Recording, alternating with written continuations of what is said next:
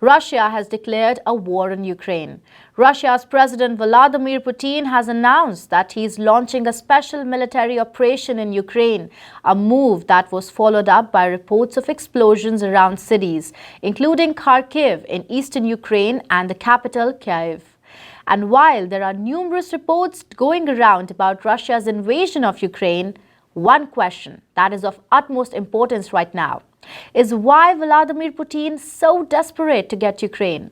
What does he want from Ukraine that he's ready to launch a war despite getting massive retaliation from the Western countries? We will find that out shortly. My name is Pragya Devan and you're watching Voice News Network.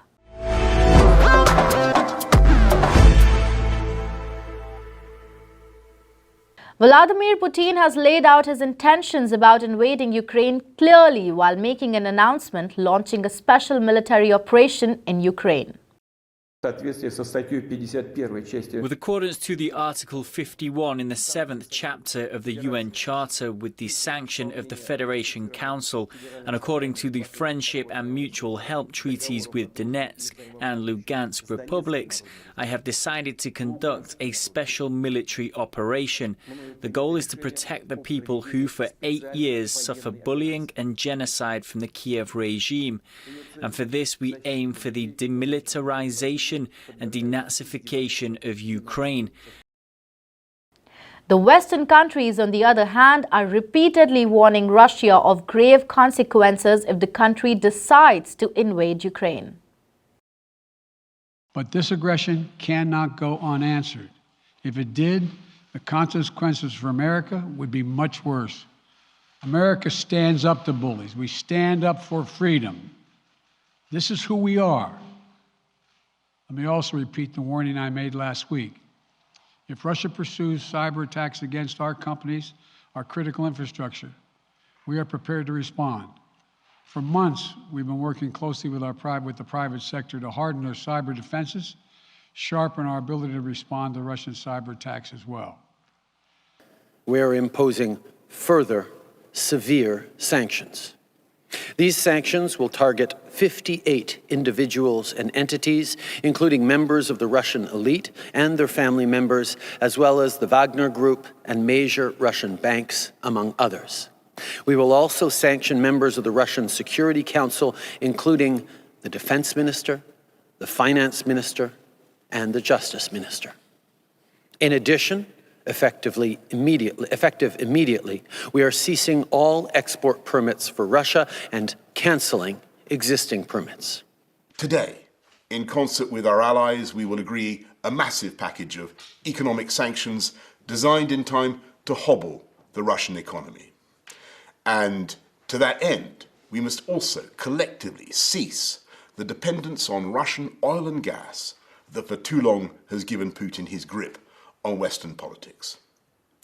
Our mission is clear.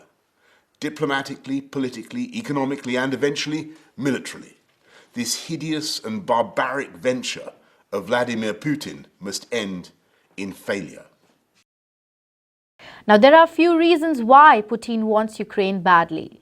First, he wants a say in Ukraine's geopolitical decisions. This is one thing that is very close to Putin. He often writes about it in his articles. He says that he considers both countries to be one nation and they should be united.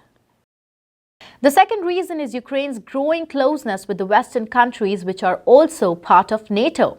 Now, NATO stands for North Atlantic Treaty Organization, also called the North Atlantic Alliance.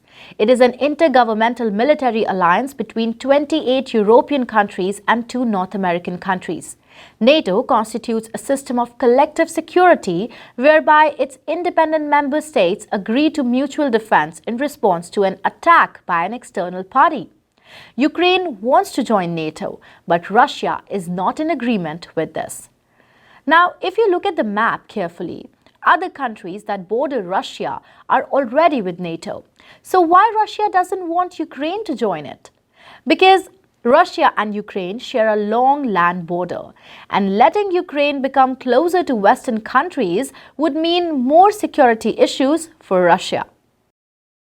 So the gist of the story is that Putin wants Ukraine to be closer to Russia and away from the West. Now, why has this matter escalated into a war, you ask? For this, the biggest factor is Russia's image of being a superpower. While Russia's dominance in the East is stagnant right now, Ukraine, on the other hand, is getting a lot of support from its Western counterparts. Military, resources, weapons, you name it. West has Ukraine's back. And this is certainly affecting Russia and its status quo. If Ukraine is important for Russia, it is also very important for the Western countries, especially the US, for global domination. At this point, it is also important to talk about a strategic place called Crimea, which plays a major role in the situation. Crimea is a peninsula located in Black Sea. In 1954, Soviet leader Nikita Khrushchev gave it to Ukraine to strengthen brotherly ties between Ukraine and Russia. When Ukraine became independent in 1991, Crimea joined it and was given special autonomy. Russia, on the other hand, promised to respect Crimea's autonomous status. But in 2014, Russia gained full military control over Crimea. This is a strategic location for Ukraine for trade with the West. You do the math. The war is on. Russia has already seized the Chernobyl nuclear plant, and Ukraine's foreign ministry also warned about the severity of the situation, tweeting that it could cause another ecological disaster. Western countries in retaliation have stopped sanctions for Russia.